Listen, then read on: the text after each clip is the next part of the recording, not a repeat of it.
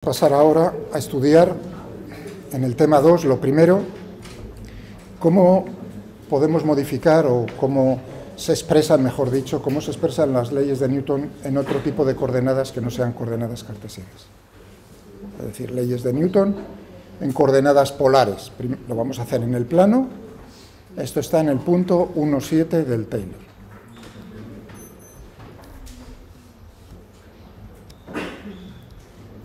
¿De acuerdo?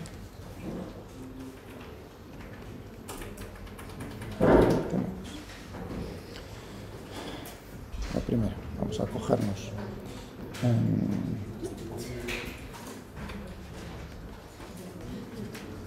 Estamos en dinámica de la partícula. Parece que es tal como le puse el título, ¿no? Vamos a ver leyes de Newton en coordenadas polares.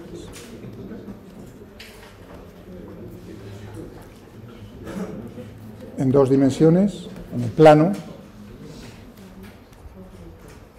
pero lo generalizaremos a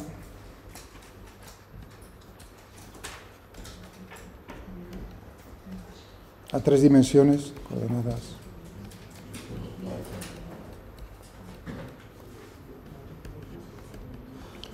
cilíndricas, y si uno entiende lo que hace tanto en el plano como en las coordenadas polares cilíndricas, podríamos naturalmente trabajar con cualquier sistema de coordenadas. También podrían ser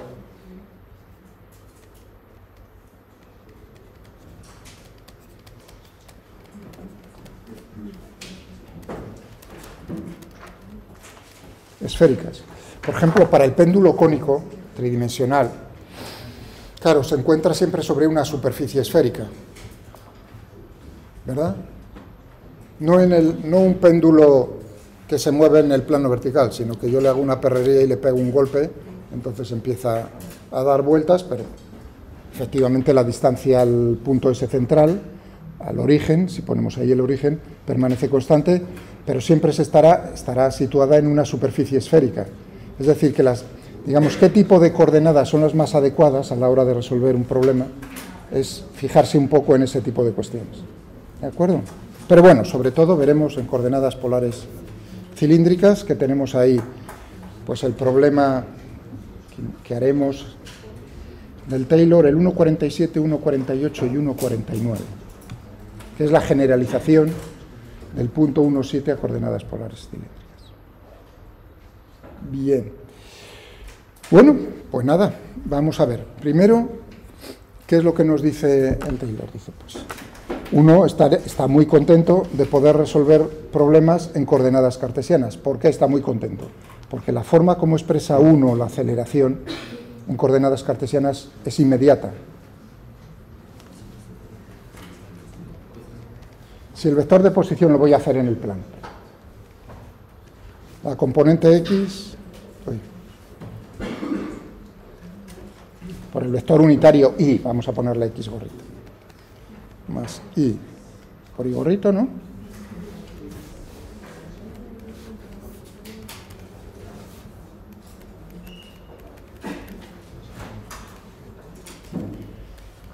Tengo dos vectores unitarios que me dicen las... Y aquí pues estamos nosotros, claro. Y esos son nuestros ejes. La aceleración, porque en la segunda ley de Newton vamos a por la aceleración, claro, derivar esto, la velocidad, pues es derivar, y lo voy a hacer como habría que hacerlo. Es decir, ahí tengo la suma de dos términos y cada término tiene dos cosas. Entonces me quedaría para el primero la derivada de X con respecto al tiempo por X gorrito más X más, para ahí tendríamos la derivada de Y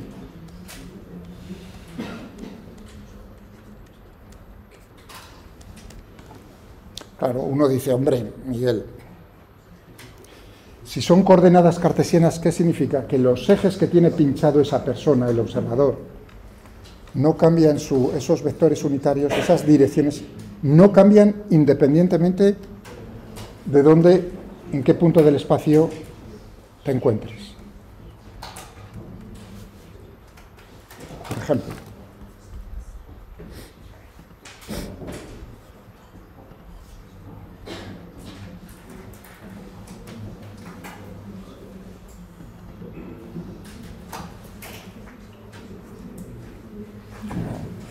siempre es más divertido verlo con el ordenador. Uy.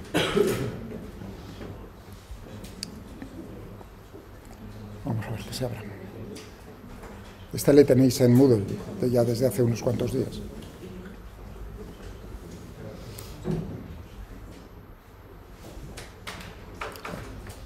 Ábrete, sésamo.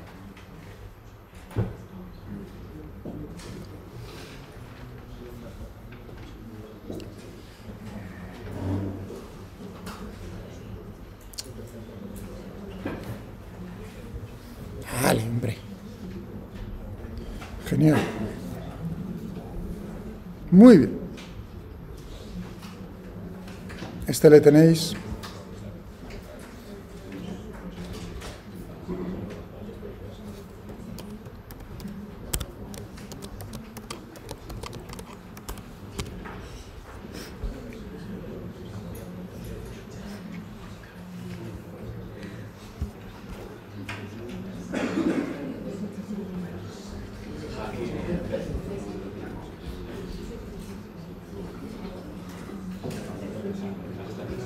Es este, que acabo de ver. Bueno, ¿vale? Pues lo que he dicho es que los vectores unitarios, que los veis ahí en rojo,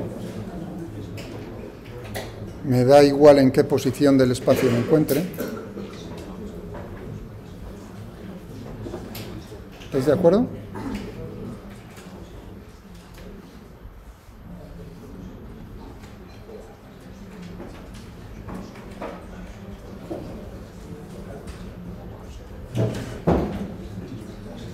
El ratón.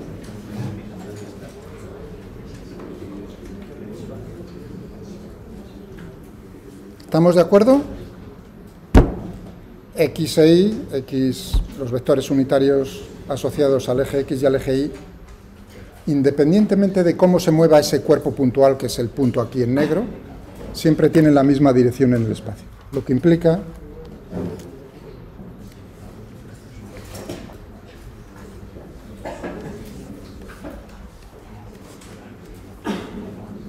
algo obvio, ¿no? Pero claro, eso es lo que va a cambiar dentro de un momento. Es decir, que tendríamos aquí,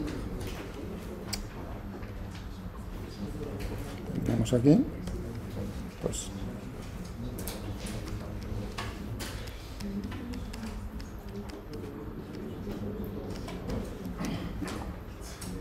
bien fácil.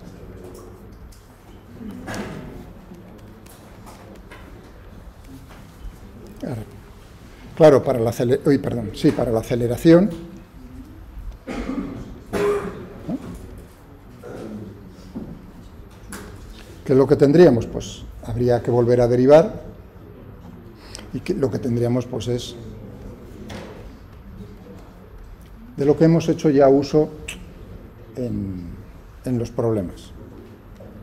Es decir, que tendríamos que la componente X de la aceleración, ¿cómo se obtiene una componente multiplicando escalarmente? Y ahí, para saber cuál es la componente en una dirección del espacio de un vector, hay que multiplicar escalarmente por un vector unitario en esa dirección. Es decir,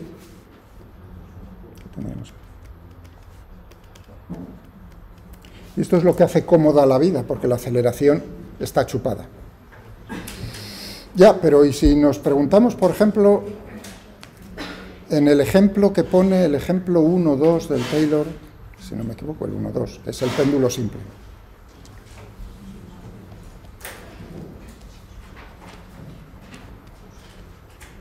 Péndulo simple, Taylor 1.2, si no me equivoco, vamos. Este ejemplo. ¿Qué es lo que tendríamos?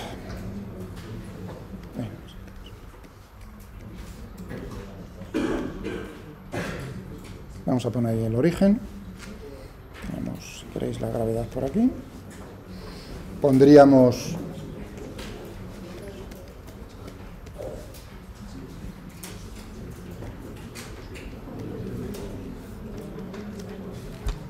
eje X. Y ahora, pues, diagrama del cuerpo libre, ¿no? Vamos a intentarlo en cartesianas. Primero, ¿cuántos grados de libertad tiene? Esta es una oscilación en el plano. Ese es el ejemplo 1, 2, péndulo sí. No un péndulo cónico, no. ¿Cuántos grados de libertad tiene? 1, como el del alambre parabólico, hombre, por supuesto. El punto en un plano, necesitas 2 coordenadas. Bien sencillo, ¿no? Necesitarías 2, pero claro, tienes una restricción, que siempre se tiene que mover a una distancia L o R, la que vosotros creáis que es constante. Esa es la ligadura, que x cuadrado más y cuadrado, ligadura.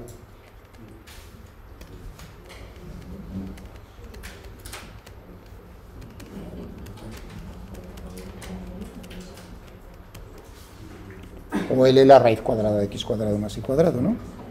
Bueno, antes teníamos y igual a x al cuadrado. En principio no hay ningún problema. ¿Cómo sería el diagrama del cuerpo libre? Vamos a llamarle la tensión de la cuerda o de la barra. Es una barra inextensible de masa despreciable. Entonces, nada, tendríamos aquí T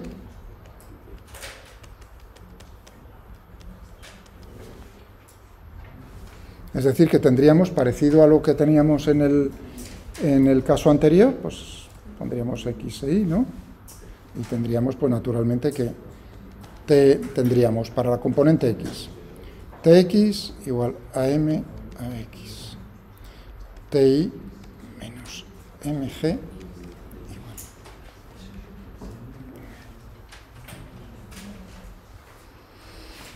Bueno, o sea que hasta ahí se están pareciendo como 2 gotas de agua.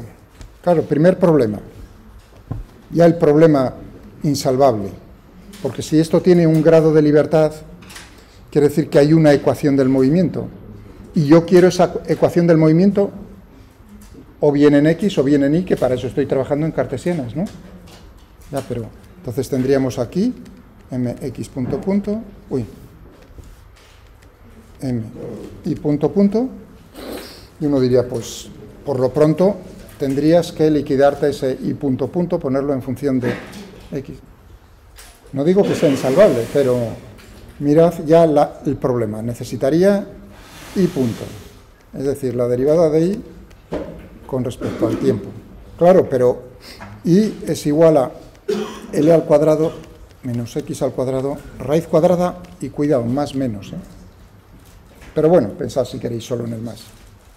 Eso significaría que necesito aquí la derivada de y con respecto al tiempo a derivar una raíz cuadrada. No es imposible, ni muchísimo menos, ¿no?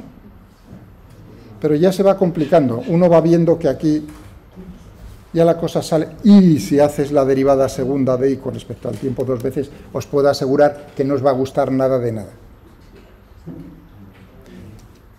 Para poder naturalmente meterlo ahí. ¿De acuerdo? Claro, y luego tendríamos que ponernos que Tx y Ti pues tienen también una dirección, pues haríamos una cosa similar a lo que tenemos en el problema del alambre parabólico, pero aquí lo que os quiero hacer ver es que ya la ligadura, que en el otro caso en cartesianas, ningún problema, aquí en cartesianas, problema gigantesco. Por lo tanto, habrá que intentar, y es lo que os dice como comentario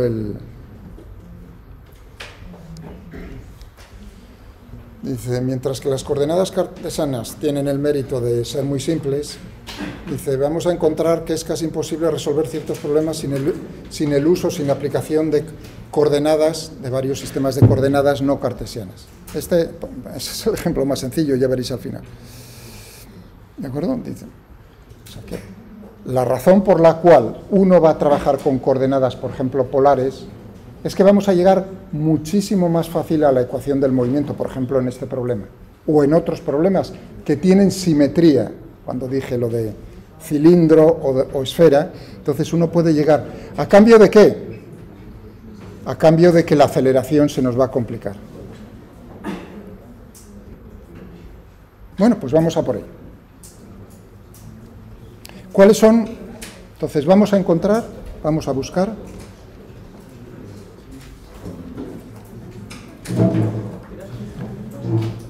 expresar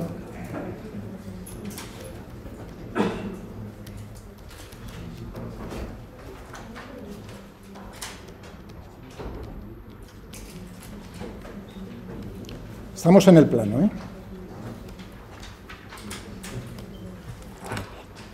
Bueno, es decir, que tenemos el sistema de referencia, la persona esa, pero ahora va a determinar posiciones y cómo son las componentes de un vector utilizando,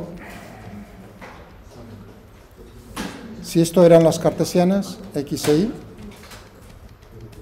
ahora lo que va a utilizar es la distancia al origen de coordenadas y un ángulo. Vamos a utilizar la misma letra que el Taylor, phi. Es decir, que uno pasa de utilizar coordenadas X, Y a utilizar R phi, y ahí naturalmente una relación entre unas y otras. ¿De acuerdo? Bien, imaginémonos, este es el vector de posición, se encuentra el cuerpo aquí, R. ¿De acuerdo? Tiene componente X, componente Y, o bien componente polar R, distancia al origen, sin signo de vector, y el ángulo que forma respecto a una dirección del espacio que es phi. Vamos a ponerla phi con respecto al eje X. Muy bien. Es decir, que lo primero que necesito, si yo antes ponía, y vuelvo a repetir, X por X gorrito, así, por Y gorrito, ahora necesito una expresión del vector de posición únicamente que me aparezcan R's y Ph's. Y sus vectores, naturalmente, los vectores unitarios asociados a eso. ¿Y cómo son los vectores unitarios asociados a eso? Vamos a ponerlo aquí. La explicación. Vamos a quitarnos cartesianas y vamos a poner polares. Yo tengo R, que va a ser una función de R y phi. ¿El tiempo dónde viene? Pues naturalmente aquí, en lo mismo que en X y en Y, viene en R y en phi, la dependencia temporal. ¿Cómo consigo yo dos vectores unitarios asociados a esto? Tienes que pensar en cualquier sistema, es lo siguiente. Tú dejas variar uno de los parámetros y dejas constantes los demás. En este caso, como solo tenemos dos, permito variar R y mantengo fijo phi. ¿Qué dirección del espacio me sale aquí? Esta dirección del espacio, ¿no? Una recta. Por lo tanto, tendré un vector unitario en esa dirección que yo llamo, fijaos, permito variar R y mantengo phi. Lo mismo que en el caso de las cartesianas es, mantengo fijo Y y permito variar X. Esa es la dirección de X gorrito. Y a la inversa, dejo X fijo y permito variar Y, y entonces me queda otra recta, es decir, familias de rectas perpendiculares unas a otras. Aquí es el mismo juego. Permito variar R y mantengo fijo phi. Me sale esa dirección del espacio, en esa dirección tendré un vector unitario que llamo R gorrito. Vector radial unitario. Y ahora mantengo fijo R y permito variar phi, que es, ¿qué me saldría? Un arco de circunferencia, ¿no?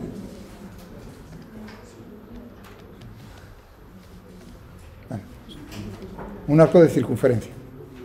Claro, la dirección tangente a ese arco de circunferencia es esta recta, la recta tangente. ¿Un vector unitario? Pues un vector unitario en esa dirección. ¿Y qué sentido le damos? Porque yo he puesto, efectivamente, si estoy diciendo dejo fijo phi y permito variar R hacia dónde van R's crecientes, radial hacia afuera, radial hacia afuera. Por eso he puesto positivo hacia afuera. Mientras que, y esto tiene su importancia, lo que estoy diciendo, mientras que para phi, mientras que para R uno lo ve más claro, para phi, ¿por qué no lo haces oblicuo hacia abajo? Tan sencillo porque estoy tomando las phis positivas en el sentido antihorario. Eso quiere decir que phi creciente, y es lo que tenemos nosotros aquí. En este punto,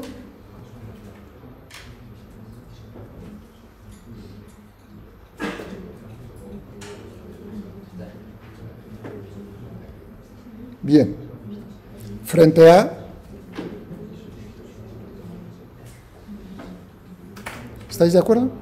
En azul, los vectores unitarios asociados a las coordenadas polares, en rojo, las coordenadas cartesianas. Y ahí inmediatamente uno ve, claro, la diferencia es que al moverse el cuerpo de una posición a otra, los vectores unitarios R y phi, gorrito ambos, cambian en el tiempo, lo cual nos va a complicar un poco la cosa, pero a cambio el regalo, o sea, el premio es mayor.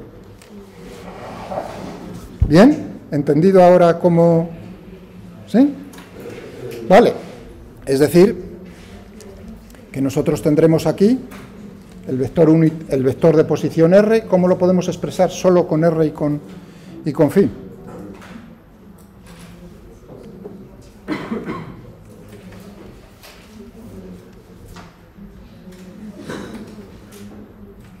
¿No? ¿Todo el mundo de acuerdo? Lógico. Chupado. Bueno, y ahora vamos a por la velocidad. Primero, la velocidad. Pues tendremos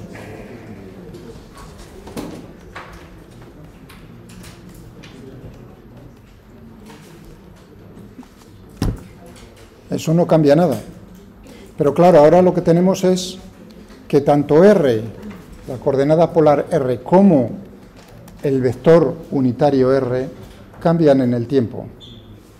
Es decir, que tendremos V. Y ahora, el producto de dos funciones que dependen del tiempo. Es muy importante darse cuenta donde pongo un signo de vector unitario, y donde pongo un escalar R. ¿Más?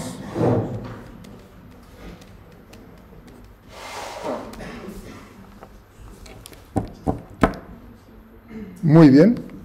Es decir, que tendremos, por lo pronto, una componente, seguro una componente en la dirección radial, porque claro, si a mí me dicen, ¿cómo es la componente radial de la velocidad?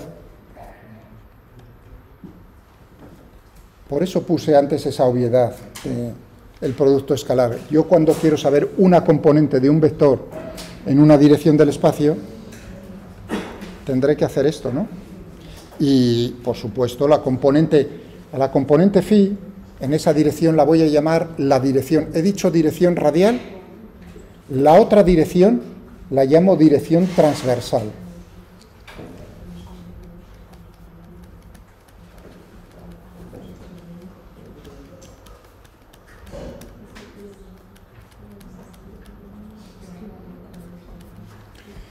Uno se puede equivocar fácilmente y decir, en phi, esa dirección del espacio es la dirección tangente.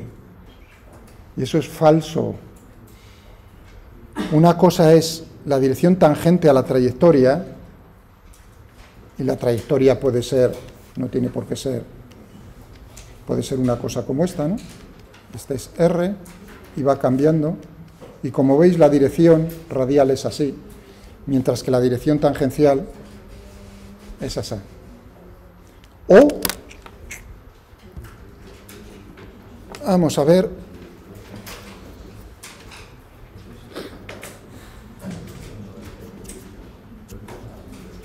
¿dónde lo tenía esto?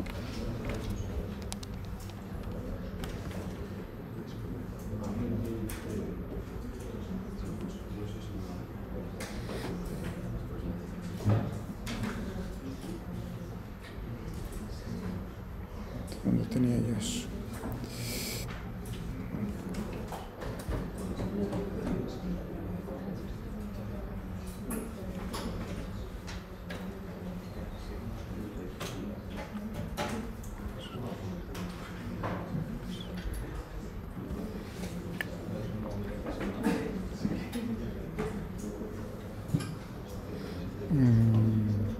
¿Dónde lo tenía yo por ahí? Ah, no, lo tengo en este mismo archivo.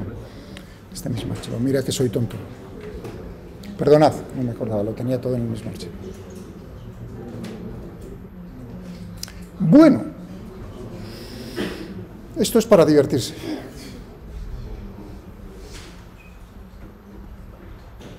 Con más pequeño porque se ve mejor así. Bueno, voy a dibujar una trayectoria de una partícula en el plano. Ahí tenéis una. La puedo hacer divertida, que pueda moverme yo como me dé la gana, incluso añadirle más pijadas por aquí, es decir, que le puedo cambiar cosas, puedo añadirle más puntos de anclaje. Esto es una curva que se llama un spline. ¿Sí? Es una curva matemática muy importante en ingeniería, pero bueno, ahora simplemente lo estoy usando. Ahí no veis la orden, la he tapado para que no... Simplemente que se vea el dibujo, lo mismo que antes. Bueno, y puedo hacerlo que sea cerrada o que no esté cerrada, claro. Que esté clamped, eso es lo que haría mi hermano cirujano cuando dicen la aorta, hazle un clamping de esos. Es decir, cuando tienen un aneurisma tienen que cortar y poner luego una... Entonces tienen que, hombre, si no se va la sangre, pero vamos, inmediatamente. Son litros por minuto, vamos. Estás muerto antes de que te enteres, antes de que quieras... Bueno, me estaba acordando de mi hermano, ¿no? Del clampear el asunto. Bueno, aquí... Bueno, si queréis esa, con un bucle... El grado es un polinomio, pues puedo hacerlo más o menos suave. Eso para cuando lo abráis hasta el final. Y claro, el dibujo es el mismo arriba que abajo. Es decir, es que si cambio yo aquí algo, me cambia aquí abajo. Pero todo eso es porque lo tengo programado así. Y ahora, vámonos ahí. Ese es el vector de posición en t igual a 0. Cartesianas. Quizás tendría que hacerlo más grandote. Bueno, da igual. Vamos a darle al tiempo. ¿Veis?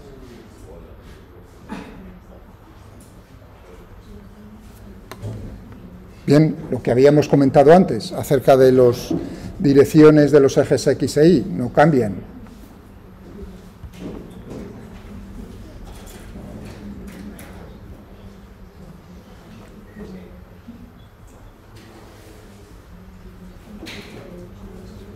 Ahí sí cambia.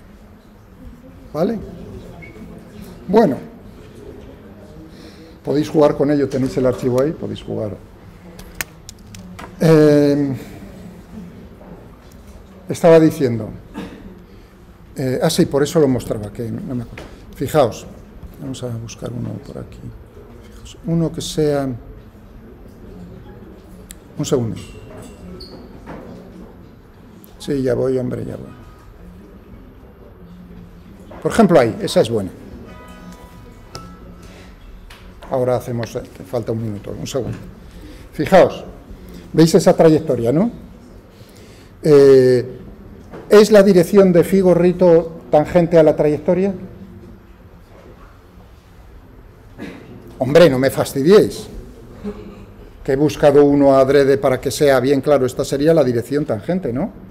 ¿Y veis hacia dónde apunte el vector phi gorrito, el transversal? Una cosa es un vector unitario tangencial y otra cosa es un vector unitario transversal. ¿De acuerdo? De tal manera que entonces tendremos aquí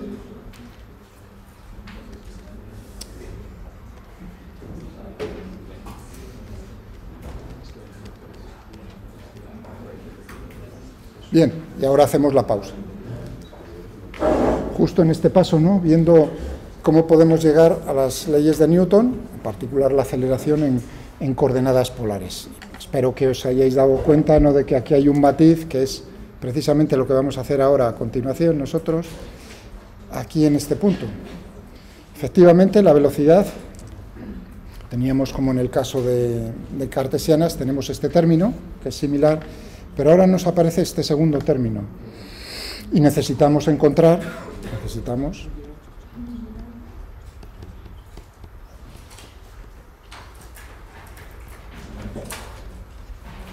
ahora cuánto vale la variación, cómo está cambiando en el tiempo la dirección de ese eje radial. ¿De acuerdo? Esto es lo que vamos buscando. Y hay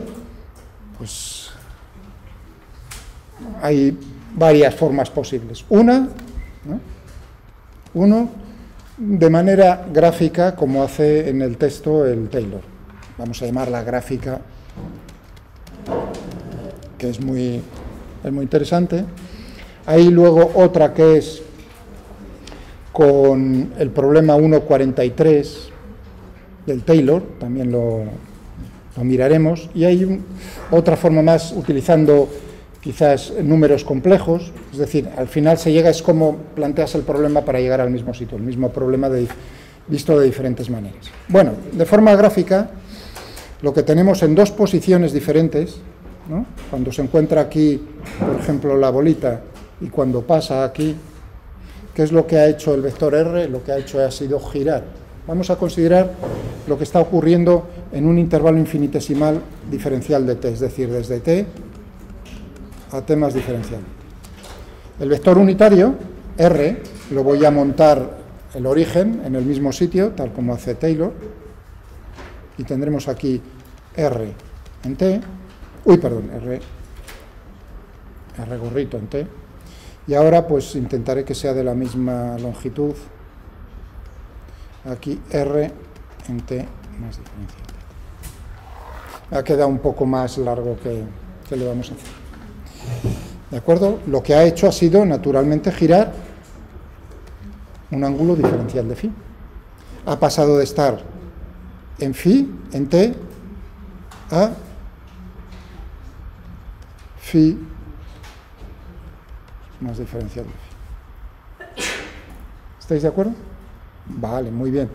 De tal manera que entonces este incremento infinitesimal en R, ¿qué va a ser? No va a ser nada más que un vector de esta manera, ¿no?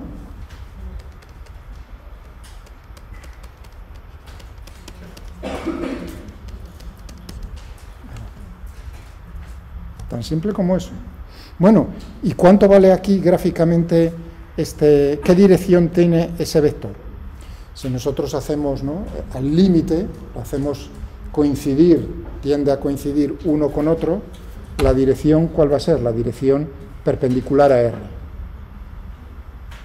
Es decir, que tendremos una dirección. ¿Y cuál es la dirección perpendicular a R en el plano? La dirección transversal. Es decir,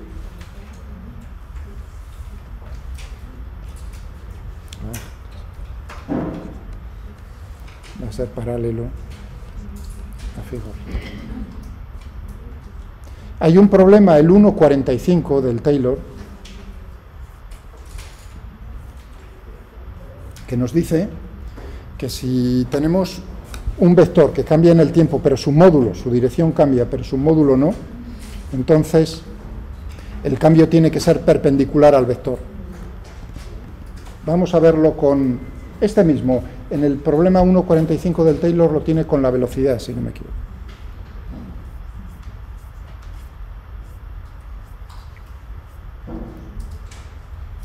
Perdonad que aquí está en ellos. Me había preguntado alguien algo. Ay, qué asco, no lo dejé en el sitio.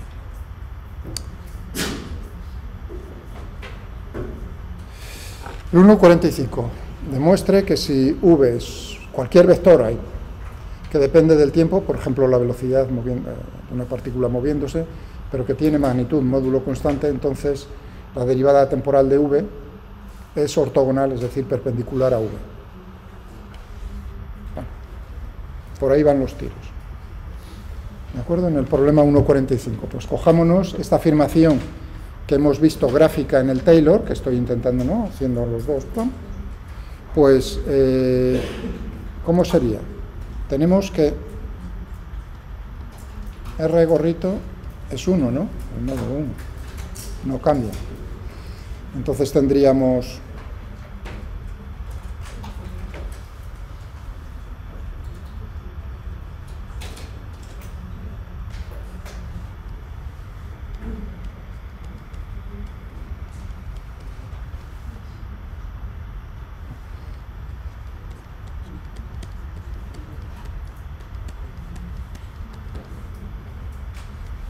ya que esto es constante.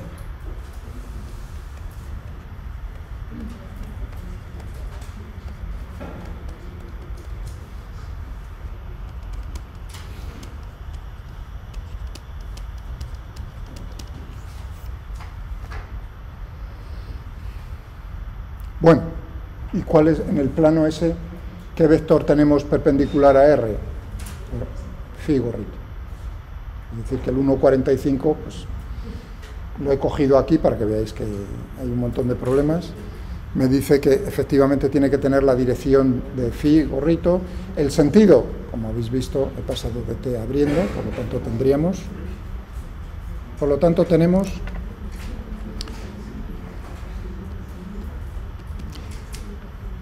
va a tener la dirección de phi gorrito, y en magnitud, hombre, en magnitud tendrá que ser esta distancia, ¿no?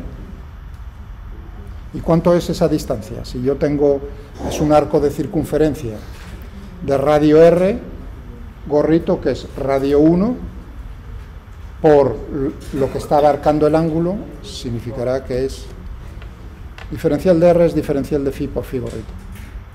Bien chupado. Eso va por vuestros compañeros ahí delante a la izquierda. Efectivamente, si uno se intenta aprender de memoria esto, pues no tiene mucho sentido. Pero bueno, mi objetivo es llegar simplemente que veáis, porque podría ser de la siguiente versión. Digo, bueno, se puede demostrar que la componente radial de la aceleración es esto y la componente transversal es esta. De eso, así de profes.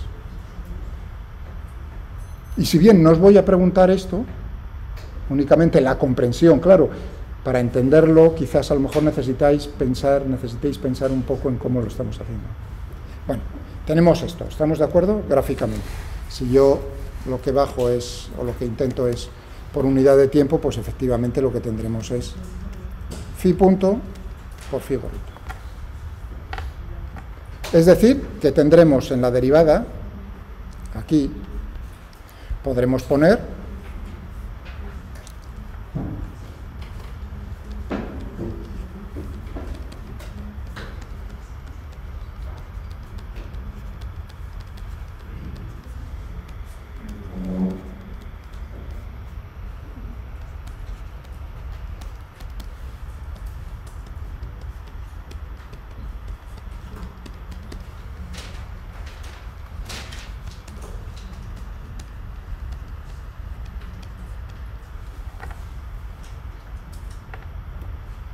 ¿cuál es la componente radial? Componente radial de la velocidad.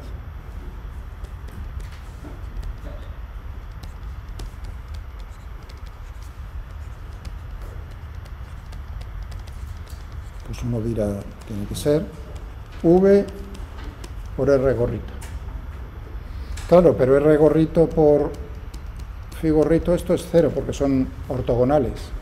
Por lo tanto me queda, ¿qué es lo que me va a quedar? R punto. Perfecto.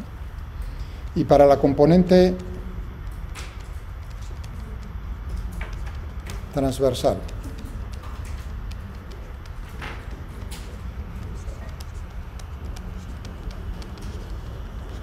fijaos que la velocidad siempre es tangente a la trayectoria. Aquí estamos hablando de otra cosa. Puede que coincida una dirección, si en un problema particular puede que coincida la dirección tangencial con la transversal. Si fuese una trayectoria circular, efectivamente, tendríamos eso, pero en general no.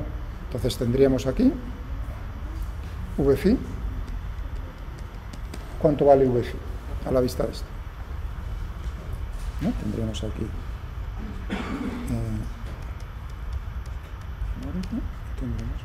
ahora.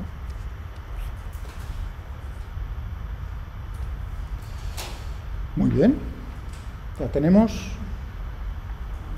dos cosas que necesitaremos quizás en problemas más adelante. Tenemos esto. Pero efectivamente la segunda ley de Newton no se queda ahí, sino que tenemos que darle otra vuelta de tuerca, es decir, derivar otra vez.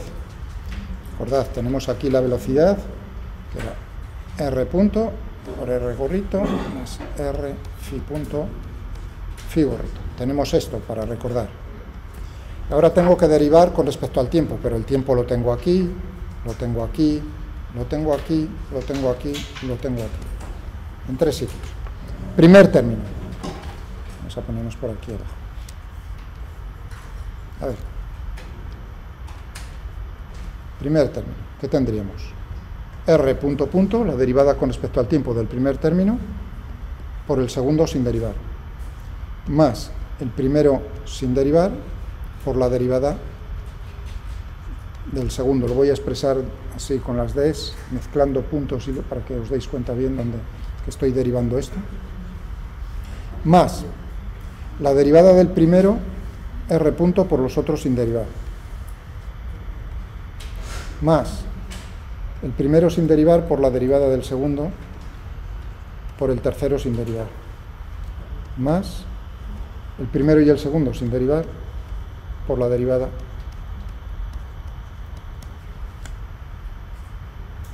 1, 2, 3, 4, 5 términos. Tenemos 5 términos. Efectivamente, este ya sabemos lo que es. Este es, ¿cuánto valía este?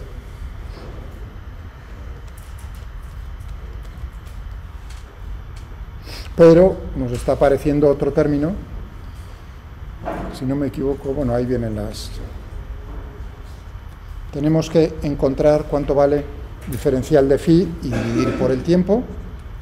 Claro, si uno se da cuenta gráficamente cómo lo hemos hecho para r, pues para phi va a ser una cosa similar. Pero ¿qué dirección va a tener? Si teníamos r,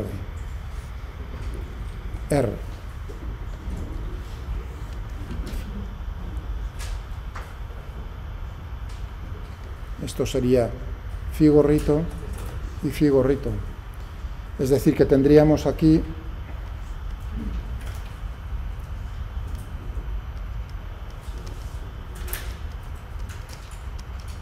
esto en t y este en t más diferencial de t.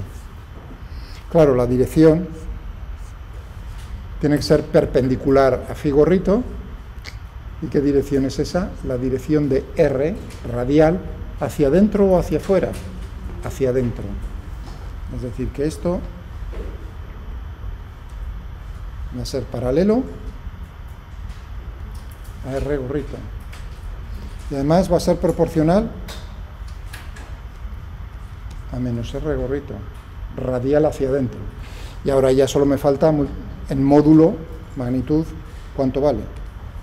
Pues si antes teníamos 1 por phi punto, es decir, phi punto, de manera similar que antes, ¿no?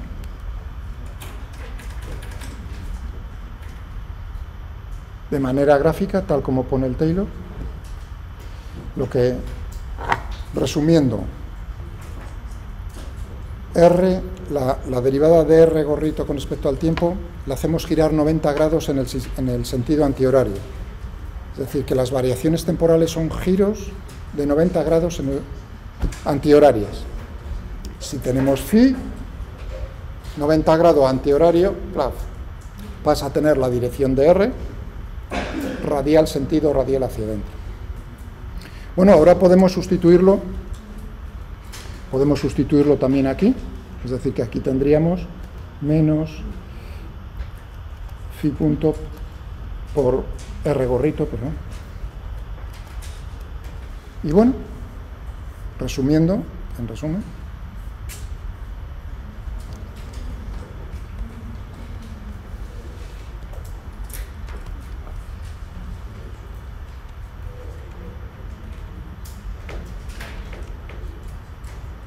puse aquí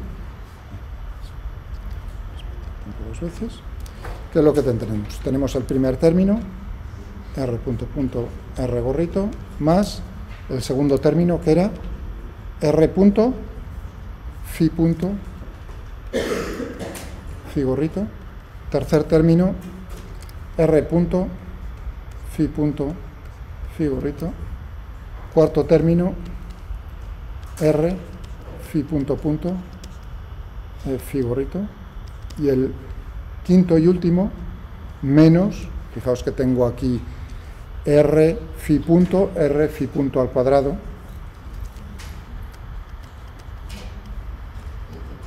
¿eh? Este y este son lo mismo, por lo tanto dos veces. Y voy a agruparlos, los que tengo por un lado en la dirección radial,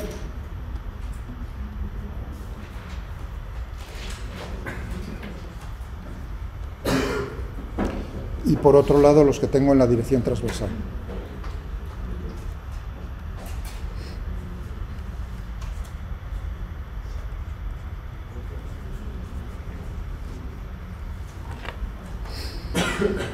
Eso significa que la componente radial y la componente transversal de la aceleración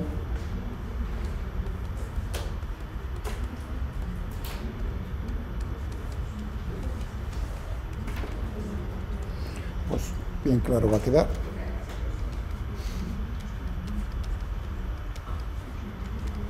Y aquí tendríamos, si uno está pensando en la derivada segunda de phi del ángulo con respecto al tiempo como aceleración angular, efectivamente, es lo que os pone en el texto.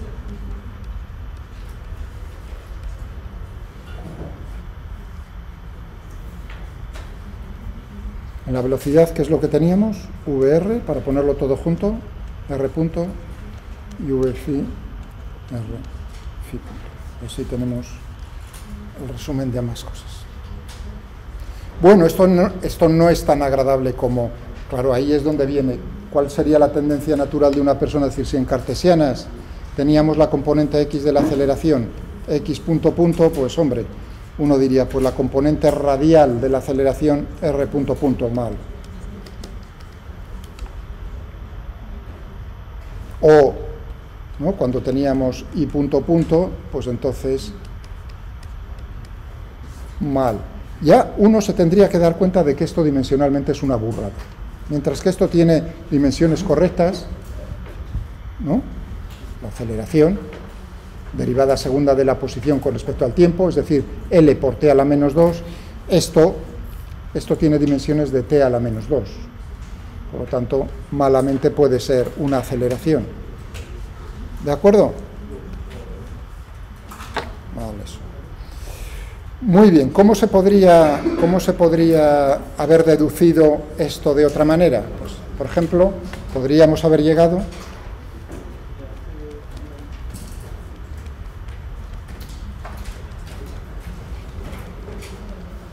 a un resultado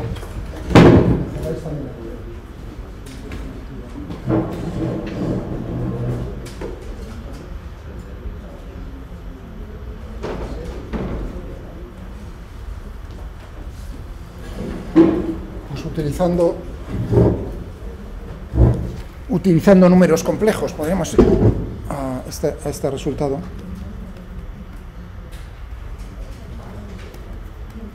Con ayuda mediante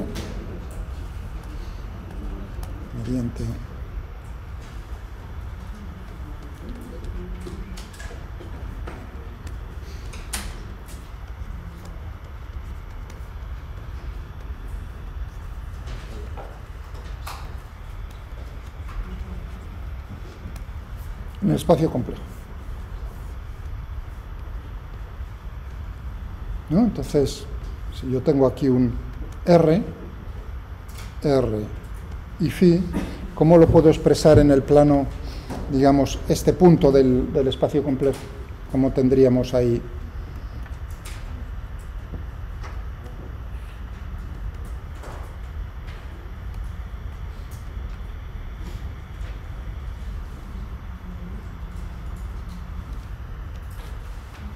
¿Estáis de acuerdo? En el espacio complejo, tan simple como eso, ¿no? Entonces, si yo lo que busco es la velocidad, entonces, ¿qué es lo que tendré? Que derivar todo esto, ¿no? Es decir, que tendremos r punto por e elevado a i phi más r phi punto por e elevado a un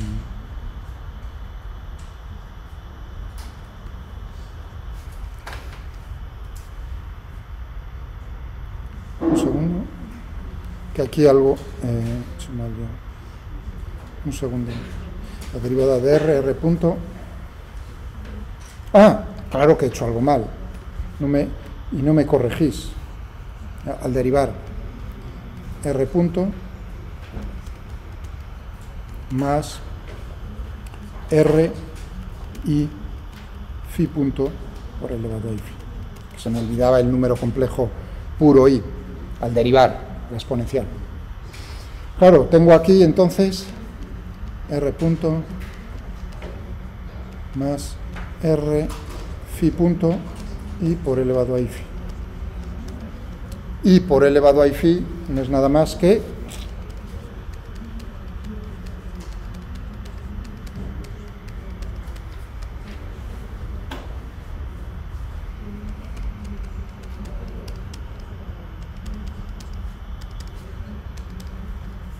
decir,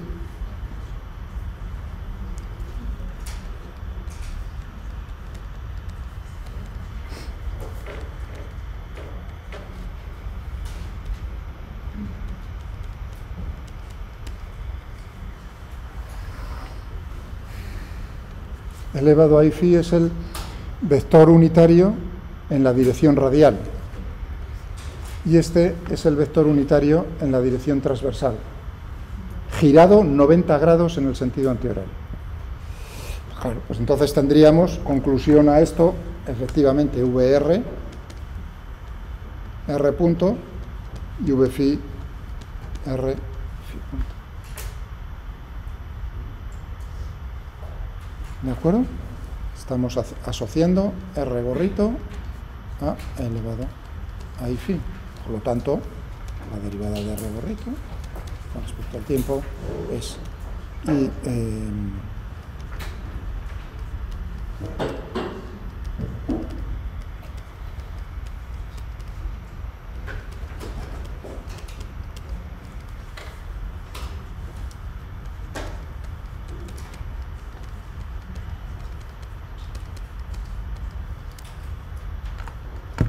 claro, la derivada de phi gorrito, que lo vamos a necesitar después, con respecto al tiempo, ¿qué es lo que nos da?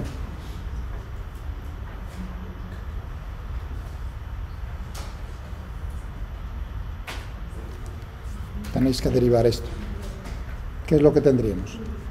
I phi punto por elevado a I phi más pi medios. Pondáramos.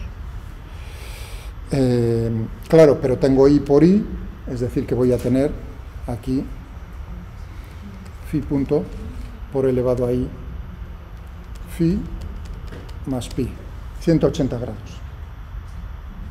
Es decir, que lo que tengo aquí es phi punto por menos R gorrito.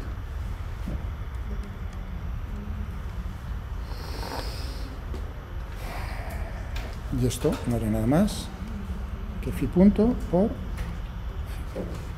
Es decir, que uno puede trabajar con polares y a mí me da igual, es un método también agradable, ¿no? Porque derivar exponenciales está chupado, es darse cuenta que está representando R gorrito y phi gorrito en el espacio complejo y ya está, no tiene mayor problema. Efectivamente, si hacéis ahora, y eso ya no lo voy a hacer, si hacéis la segunda derivada, ¿no?, de todo esto, tendríamos la aceleración de todo lo que teníamos aquí.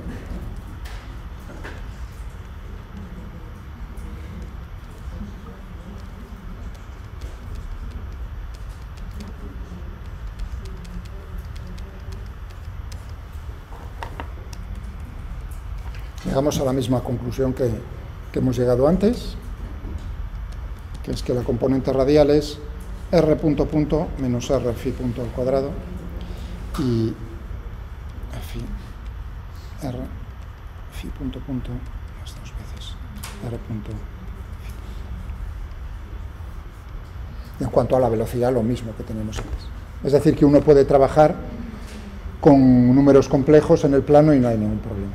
O también, tercero, uno puede pensarlo en cartesiana, es el problema.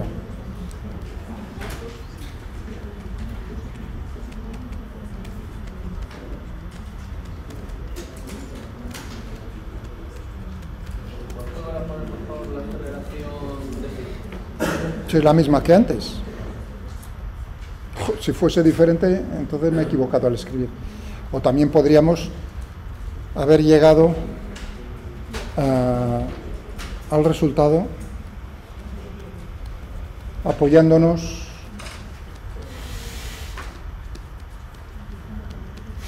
en la representación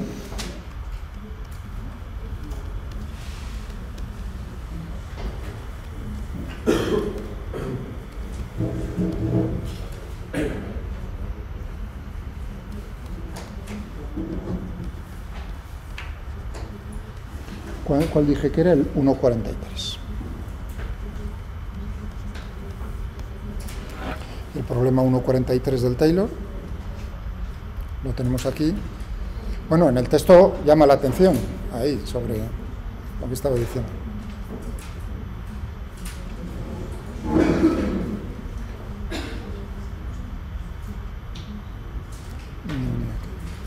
En algún sitio lo ponía, a ver dónde lo...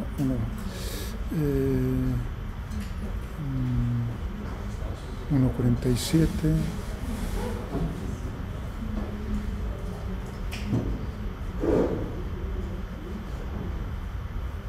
No, lo pone más arriba.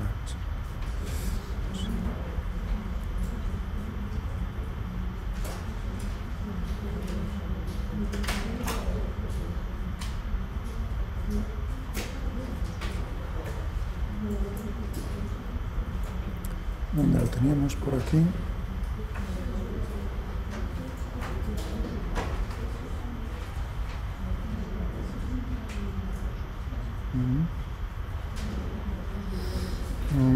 Sí.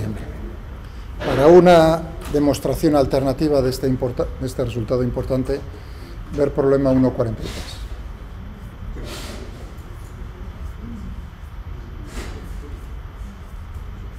Entonces, ¿qué nos dice el 1,43? Dice, probar que el vector unitario radial en dos dimensiones, en coordenadas polares, lo podemos expresar en forma cartesiana, ¿no? De esa manera. ¿Sí o no? ¿Estamos de acuerdo? Dice, y encontrar una expresión correspondiente para phi gorrito.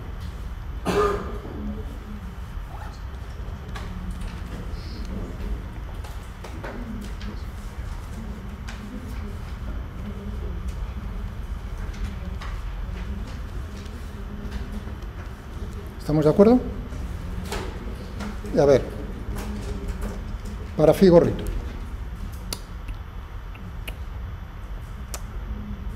Tiene que ser ortogonal a esto.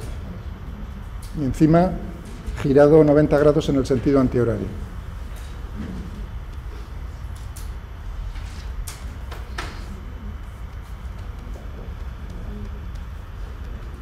Chupado.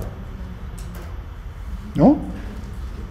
¿Estamos de acuerdo? Es girar en el plano 90 grados en el sentido antihorario, cojo la componente Y, o sea que la componente X será menos la componente Y del otro, y la componente Y la componente X del otro.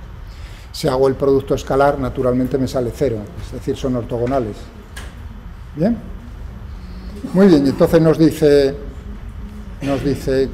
calcule usted, teniendo esto en cuenta, la derivada de R con respecto a T. ¿Dónde viene la dependencia temporal? Aquí, aquí, aquí y aquí. X gorrito y gorrito no cambian en el tiempo, por lo tanto, ¿qué es lo que tendríamos aquí? En el de arriba, regla de la cadena, ¿no? La derivada de phi con respecto al tiempo por la derivada del coseno de phi con respecto a phi, menos seno de phi por x gorrito, más, tendríamos phi punto coseno de phi por y gorrito. ¿Estáis de acuerdo? Bueno, y ahora, ¿qué es lo que tendríamos para, si yo quiero saber cómo es la componente radial de la velocidad?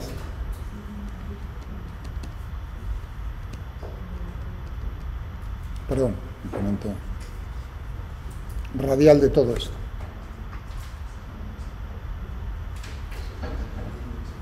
¿Qué es lo que tendría que hacer? Bueno, o fijarme, más fácil todavía. ¿Esto qué es? ¿Esto es paralelo? ¿Es proporcional? Más fácil, es que es más fácil todavía eso.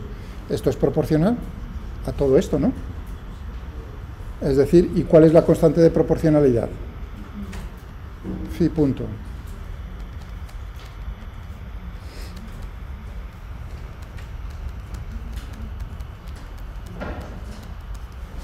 Es decir, que todo esto es phi punto phi gorrito. ¿Lo veis? Apoyándome en cartesianas. La derivada de phi gorrito con respecto al tiempo, pues es hacer otra vez lo mismo. Aquí tendríamos menos phi punto coseno de phi por x gorrito más menos phi punto seno de phi y gorrito.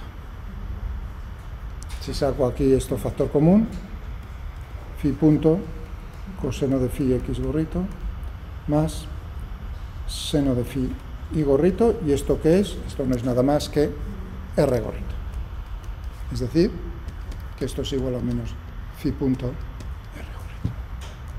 ¿Veis la demostración? 3 veces. Una gráfica, una con números complejos, una apoyándome en coordenadas cartesianas, y uno podría naturalmente llegar, efectivamente, otra vez, ¿no? Si ya tenemos esto, pues R era R por R gorrito, pues la derivada de R con respecto al tiempo, lo que hice arriba, ¿no? La R punto por R gorrito más R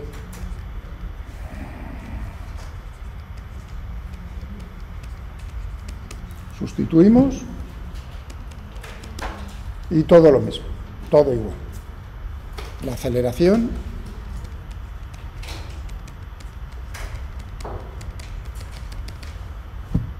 todo igual. ¿Bien? ¿Sí? Lo podía haber hecho con el ordenador también, claro. Vamos a ver.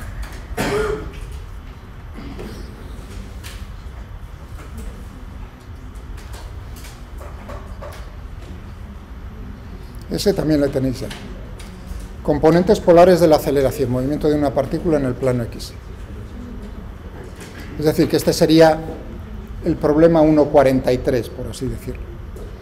Definimos las... Vamos a poner un poco más pequeño. Definimos las componentes cartesianas del vector en función de las coordenadas polares. El vector de posición RP va a depender de R, la distancia al origen y del ángulo. Bueno, ahí le he puesto, no phi, le puse tita porque lo tengo desde hace mucho tiempo. Las coordenadas cartesianas, R coseno de tita, R seno de tita, lo mismo que tenía ahí. Vale, perfecto. Definamos los vectores unitarios UR y Utita en coordenadas cartesianas. Y aquí lo hago con el ordenador, a pesar de que uno dice está chupado. ¿Qué es lo que comentaba acerca de los vectores unitarios en las direcciones? Dejo constante una de ellas y permito variar la otra. Eso significa que un vector derivada parcial, la derivada parcial con respecto a una de ellas, será un vector que tiene esa dirección. Y aquí le digo, simplifica, porque él tiene que simplificar algo. ¿Veis aquí esto? Estoy haciendo la derivada parcial de RP, que depende de R y de tita, con respecto a R. Supón que R es real y positivo, y que tita está entre 0 y 2pi. Bueno, pues la máquina hace coseno de tita, seno de tita, joder. La componente x y la componente y. Pero para que veáis, ahí lo tengo hecho así para que os deis cuenta de que si yo pregunto cómo va a ser la aceleración en coordenadas polares esféricas, el sistema es el mismo, si uno trabaja de esta manera.